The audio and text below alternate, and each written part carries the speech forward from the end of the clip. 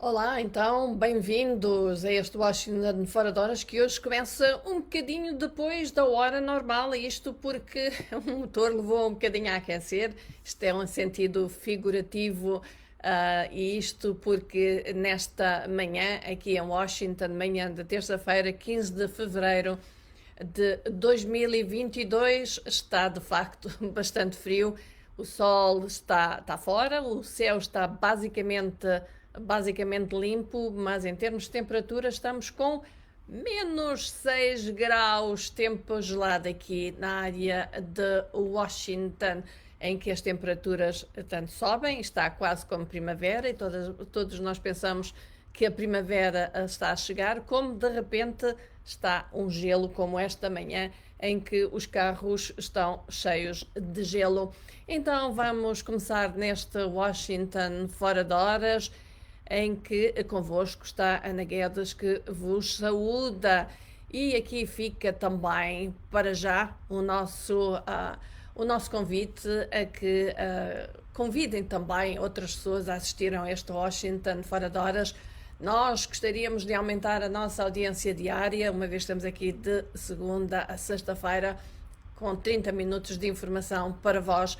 Vamos neste Washington Fora de Hora desta terça-feira gelada aqui na área de Washington. Começamos com Angola, que é o oitavo país africano que mais atrai investimento direto da Europa, segundo revelou o chefe da Unidade de Investimento e Propriedade Intelectual da União Europeia, Carlo Pettinato, que sublinhou que as oportunidades de acordo para fomentar o investimento bilateral, um projeto piloto a nível mundial, atualmente em negociação.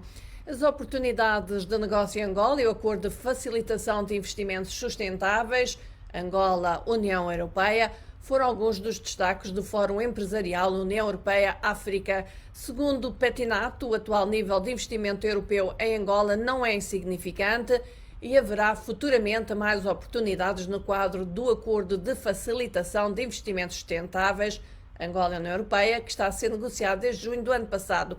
Atualmente, Angola capta cerca de 6% do investimento direto em África, que em 2019 representava 14 milhões de euros em estoque de investimento.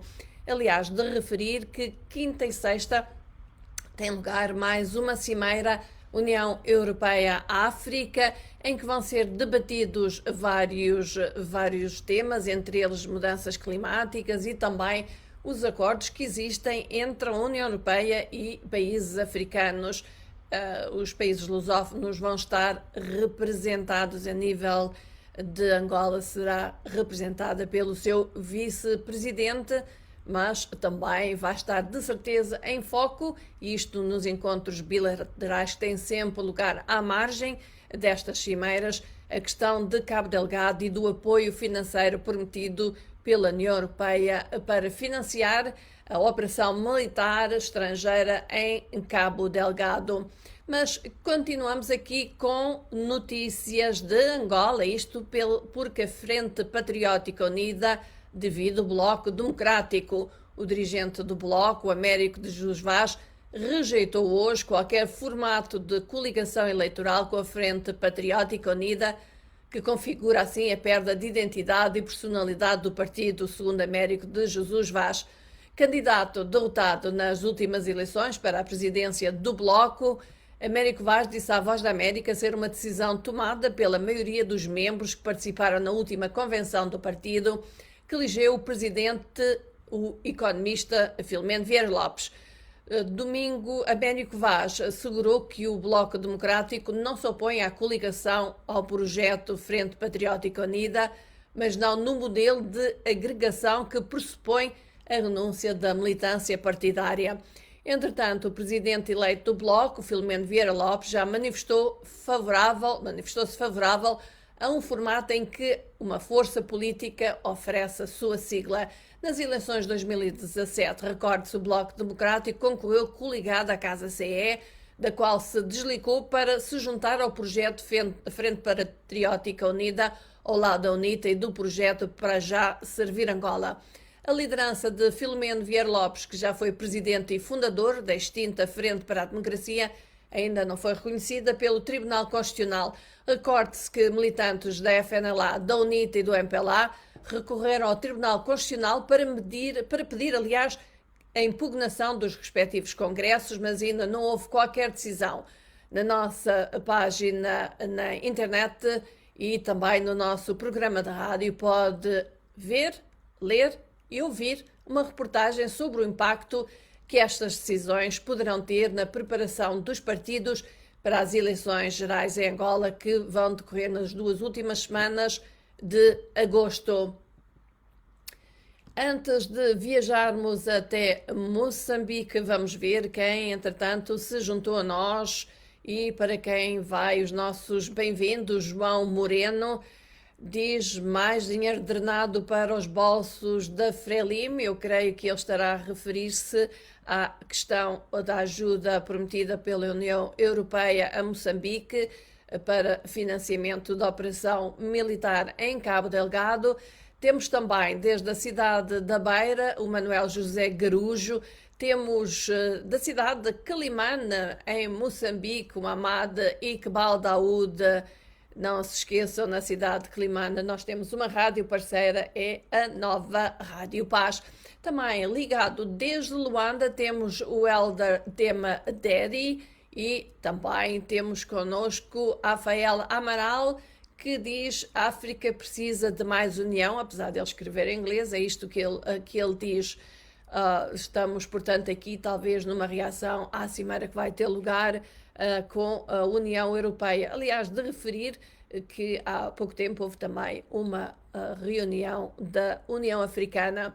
E também de referir, já agora vou fazer aqui uma promoção, a rubrica 2Rs, que a cada 2 semanas a Voz da América tem na sua última meia hora de edição, com os politólogos Raul Braga Pires e Rui Norman, vai exatamente esta semana falar do que poderá ser a reunião ou cimeira entre a África e a União Europeia. Temos também o Pedro Roque, que diz que está ligado desde Luanda. Temos também o Jaime Mangrinha Xinganda, ele está no Huambo, Angola.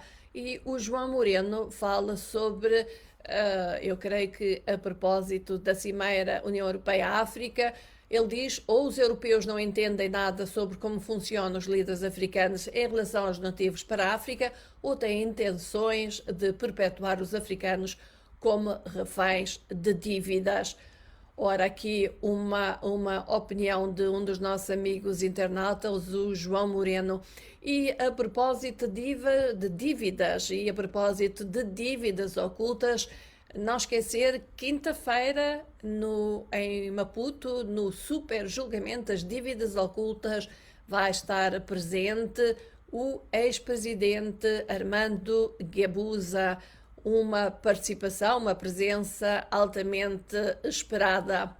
Mas, como eu disse, antes de ir a Moçambique, vou agora a Moçambique, com a deixa de quinta-feira termos então sentado no banco dos declarantes das dívidas ocultas o ex-presidente Armando Guebuza. Moçambique, cerca de 2.500 refugiados moçambicanos no Malawi, fustigados pela depressão tropical Ana, enfrentam fome severa em 2 distritos de abrigo sem condições mínimas, disseram à Voz da América nesta terça-feira testemunhas e autoridades. As vítimas foram desalojadas pelo transbordo do rio Shire, provocada pela passagem da depressão tropical Ana em finais de janeiro, nos distritos moçambicanos de Morumbala, na Zambésia, Mutarara, em Tete, quando procuravam refúgio em 2 abrigos no distrito de Nassange, no sul do Malawi. A maioria vive em condições deploráveis, sem comida ou água potável, no centro de abrigo Nassange e Bangula, onde quase não chega ajuda desde que se acamparam ao relento e em peiotas. Um oficial sénior do Departamento de Gestão de Desastres em Nassange, no Malawi, reconheceu a fraca capacidade de resposta devido à falta de condições financeiras para assistir não só os moçambicanos, diz ele, mas todas as vítimas da depressão tropical Ana que atingiu Moçambique e o Malawi. De recordar que esta depressão tropical matou 78 pessoas em Moçambique, Malawi e Zimbábue, além de ter deixado um rastro de destruição e centenas de desaparecidos. E falando de tempestades ou depressões, a tempestade tropical moderada do Mako poderá atingir o canal de Moçambique amanhã, quarta-feira, e afetar a navegação marítima entre os paralelos 14 e 20, com ventos tempestuosos. A previsão é do Instituto Nacional de Meteorologia de Moçambique. Espera-se que a aproximação deste sistema afete o estado do tempo nas províncias de Nampula, no norte do país, Zambésia e Sofala, no centro, com chuvas fortes, acompanhadas de trovoadas severas e ventos com rajadas fortes, variando entre os 60 e 80 km por hora. As mais recentes projeções meteorológicas indicam que até às 8 horas desta terça-feira, do Mako estava a 90 km da costa leste de Madagascar, com ventos de 65 km por hora e rajadas de vento até 95 km por hora. Nas próximas horas, o seu epicentro estará em Madagascar, prevê o Serviço Nacional de Meteorologia de Moçambique. Ora, aqui fica um pedido para os nossos amigos que vivem nas províncias de Nampula, Zambésia e Sofala, que nos digam como está o tempo nas vossas localidades, nas vossas províncias, e nos digam também o que vai passar nas próximas horas, sobretudo amanhã, com a aproximação desta tempestade, deste ciclone tropical. Vamos até a Guiné-Bissau, onde o Fundo Monetário Internacional anunciou ter aprovado a segunda avaliação do Programa de Ajustamento Económico do país, o que é um passo fundamental para ser garantido o empréstimo ao abrigo de um novo programa financeiro. O FMI considera que as autoridades da Guiné-Bissau fizeram progressos satisfatórios para estabelecer um histórico forte de implementação de políticas e reformas, um requisito fundamental para avançar na possibilidade de um acordo sobre uma linha de crédito ampliada em 2022. Para o FMI, será importante manter o bom desempenho na terceira e última revisão deste programa e que os parceiros internacionais da Guiné-Bissau garantam apoio suficiente nesta transição.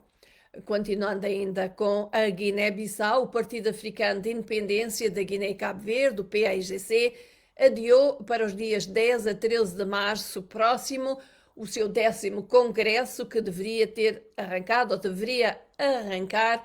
no dia 17, portanto, na quinta-feira. Em comunicado, a Comissão Permanente do PAIGC condena aquilo que considera ser a intromissão indevida da Presidência da República e do Governo nos assuntos internos do PAIGC, através de manobras encapotadas para dificultar a realização do Congresso. O Congresso dos PAIGC, como dissemos, deveria decorrer de 17 a 20 de fevereiro corrente, mas fica assim então adiado para 10 a 13 de março próximo. Em Cabo Verde, dados do Instituto Nacional de Estatísticas mostram que a confiança dos consumidores continua a diminuir. Poupar dinheiro, comprar carro ou casa continuam a ser objetivos difíceis de alcançar. A maior parte dos inquiridos pelo Instituto Nacional de Estatística considera que a atual situação, aliás, económica do país não permite poupar dinheiro. De realçar que muitos dos inquiridos no inquérito afirmam ser possível poupar algum dinheiro com a atual situação económica do país, sendo que no trimestre homólogo essa afirmação, o número de inquiridos, aliás, que afirmavam ser possível poupar algum dinheiro, era de quase 11%. E já iremos aqui a notícias internacionais, vamos ver se, entretanto, temos quem mais connosco. Temos o Lucas Joaquim, diz: boa tarde, voo português, ele está em Manica, na província de Manica, diz, mas a tempestade tropical já são mais, deve ser, já são demais. De facto, Moçambique é um dos países mais afetados por tempestades tropicais, dizem-se, são cada vez em maior número e terá tudo a ver com mudanças do clima. Temos também o Mauro Vaz, ele diz: sou de Angola, um país rico, mas com tanta pobreza na vida do povo. E temos também desde Bissau, Sulaibai Seidi. Ora, vamos então aqui continuar. De dizer que temos também de Sofala, Gorongosa. Temos um amigo que se juntou a nós, é o Domingos Tembo António. Ele está na Gorongosa, na província de Sofala. Temos também em Nhambano, Vítor Coça. E vamos então aqui continuar com notícias. Vamos ficar com notícias do mundo. A Rússia disse hoje que algumas das suas forças colocadas perto da Ucrânia vão regressar às suas bases após a conclusão dos exercícios militares. A movimentação destas tropas não pôde, contudo, ser confirmada de imediato. O anúncio de Moscou surge por entre uma onda de esforços diplomáticos para evitarem uma invasão russa da Ucrânia. O chanceler alemão Olaf Scholz viajou hoje para Moscovo para discutir exatamente a crise Rússia-Ucrânia com o presidente Vladimir Putin, enquanto a Alemanha apela a uma resolução pacífica através do diálogo. A Rússia negou ter planos de invasão da Ucrânia, enquanto procura ao mesmo tempo garantias de segurança do Ocidente, tais como a que a NATO não admita a Ucrânia. Os Estados Unidos, a NATO e a Ucrânia, contudo, rejeitaram essa exigência, dizendo que os países são livres de fazer os seus próprios acordos de segurança. A Rússia cercou, de alguma forma, a Ucrânia em três lados, portanto, três partes de fronteira com a Ucrânia, com um grande arsenal bélico e com 130 mil soldados. Continuando na Rússia, o julgamento político da oposição, Alexei Navalny, que se encontra preso, começou hoje, dentro da colónia penal onde se encontra, sob novas acusações de desvio de fundos, a que ele chama de politicamente motivado, que poderia dar-lhe mais 10 anos de prisão. O novo processo contra Navalny alega que ele desviou dinheiro da sua agora extinta e proibida Fundação Anticorrupção e desrespeitou um tribunal de Moscovo.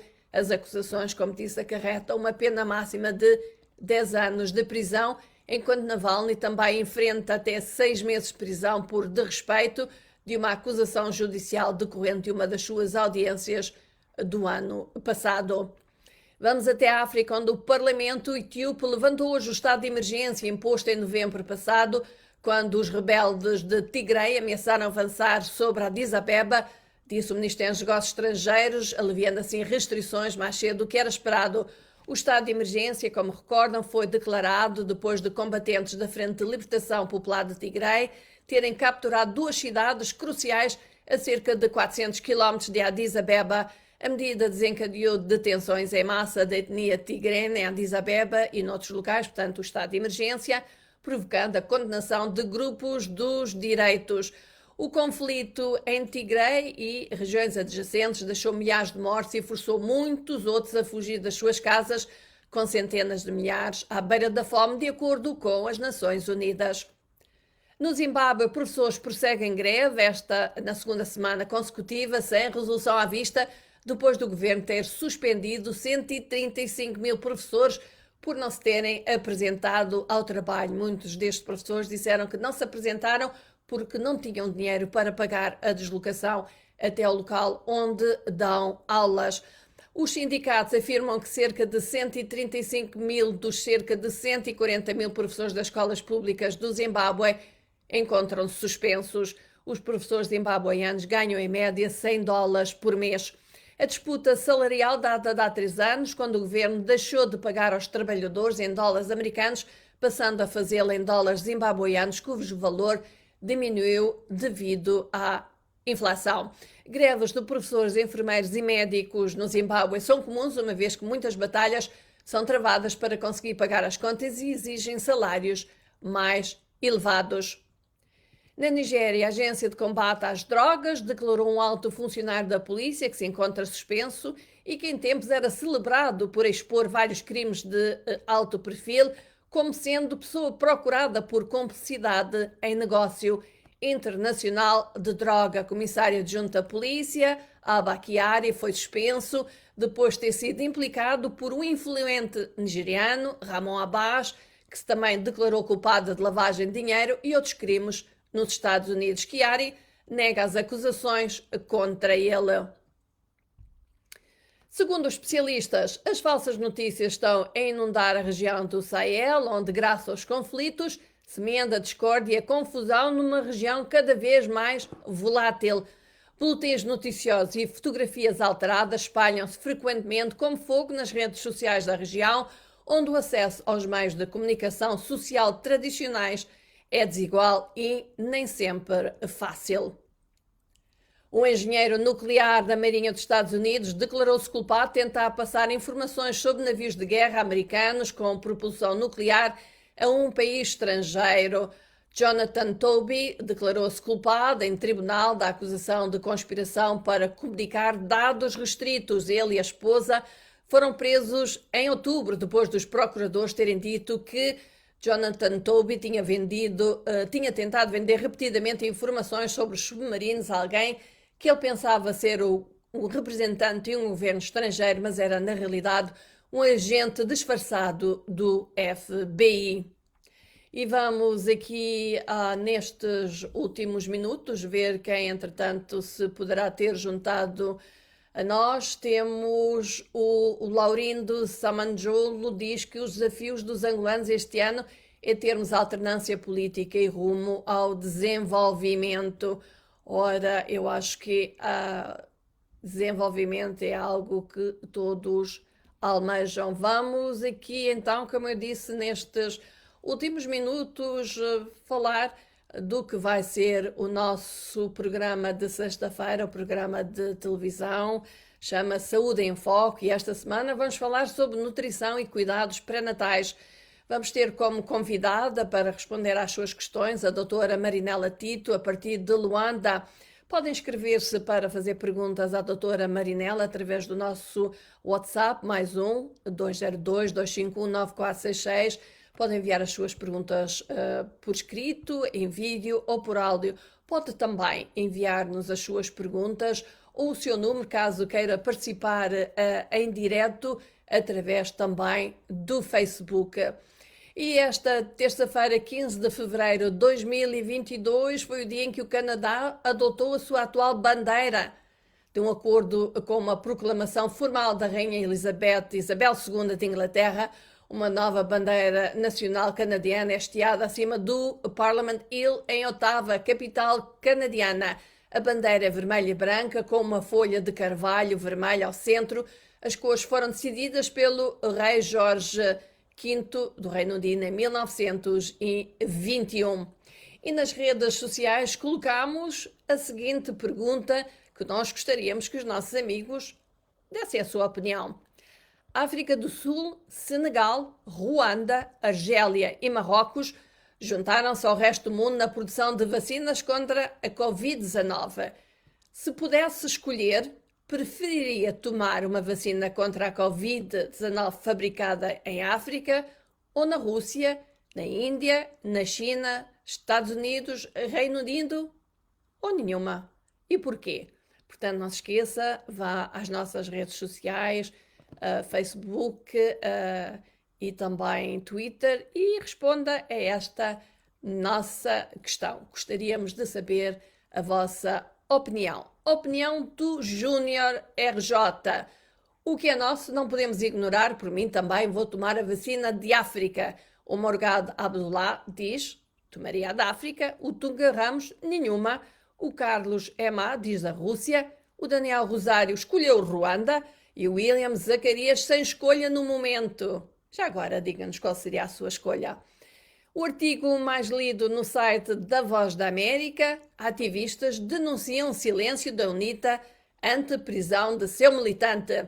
Ativistas angolanos questionam o silêncio da UNITA em relação à prisão do seu militante Luther King após os tumultos ocorridos a 10 de janeiro em Luanda, no início da greve dos taxistas por incitação e arruaças.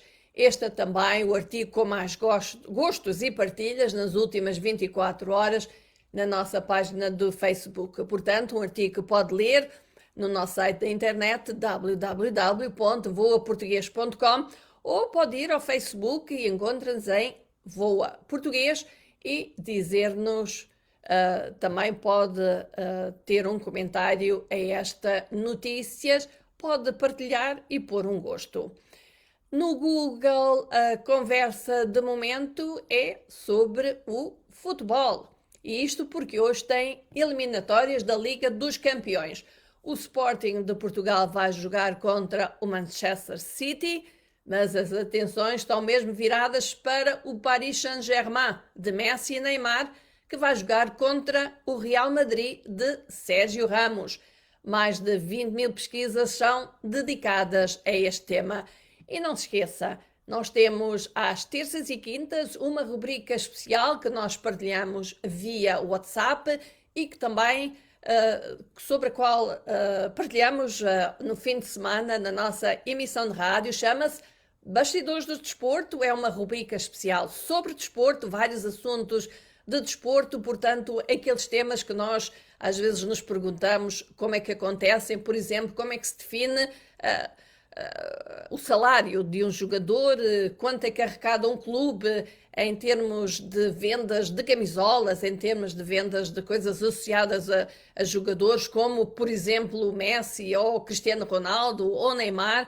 Aliás, parece que o Paris Saint-Germain faz imenso dinheiro com o Messi. Portanto, não se esqueça, terças e quintas temos o João Santa Rita com Bastidores do Desporto. Se quiser receber o Bastidores do Desporto com aquele jazz do João Santa Rita, envie-nos o seu pedido através do número do WhatsApp da Voz da América, mais 202-251-9466.